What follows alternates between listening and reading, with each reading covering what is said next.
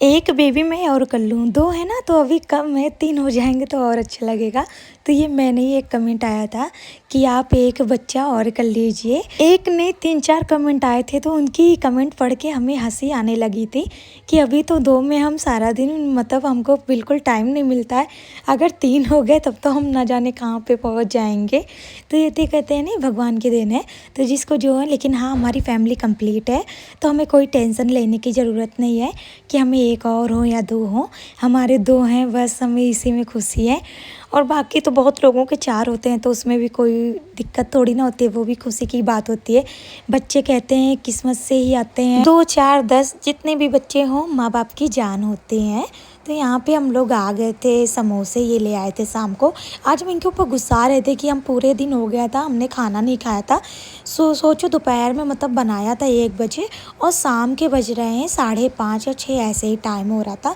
तो ये कह रहे थे अभी समोसे खा लेंगे, खाना बाद में खाएंगे। तो हम लोगों ने समोसे खा लिया था और हमने खाने में बनाया था भिंडी की सब्जी, रोटी, अरहर की दाल, करौंदी की सब्जी, चटनी और ये जो मूली क्रश करके टमाटर जो है छोटे छोटे पीस काट करके, हरी धनिया, हरी मिर्च, नींबू निचोड़ के हमने बनाया था सैलेड। और बच्चे देखो किस तरह से ये रूम पूरा फैलाए हुए हैं, मतलब एक रूम अपना भी फैलाते हो, मेरा भी रूम गंदा कर देते हैं।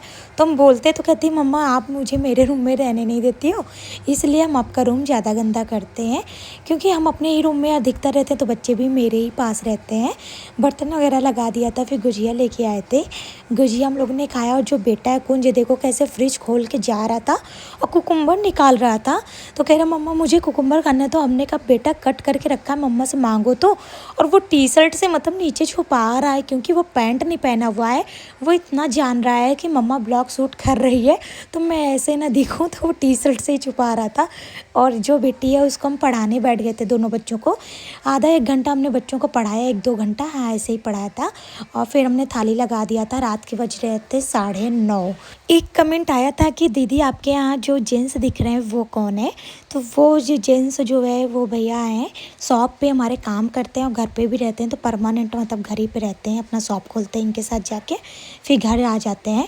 तो कभी कभी वो ब्लॉग में आ जाते हैं, नहीं तो उनको हम पहले ही खिला पिला देते हैं कि वो जल्दी सो जाते हैं ना, वो और सुबह जल्दी उठ जाते हैं वो भैया। और हम लोग का क्या है लेट में सोते हैं, तो ये टेंशन रहती है कि उनको चलो जल्दी खिला पिला देते हैं, तो ये टेंशन से हम फ्री हो जाएंगे। और हमें बालकनी में बर्तन रखना रहता है, हम किचन में नहीं धुलवाते हैं, क्योंकि आंटी वगैरह साफ़ काम करती नहीं है तो किचन में मक्खियाँ वगैरह लगती हैं उनके कामों से। इसलिए ये सारा काम हम कर लेते हैं कि किचन का और चीज़ें हम हटा दें। तो सारे बर्तन वगैरह रखाए थे और फिर इनसे कुछ मंगाया था सामान, जैसे कि चने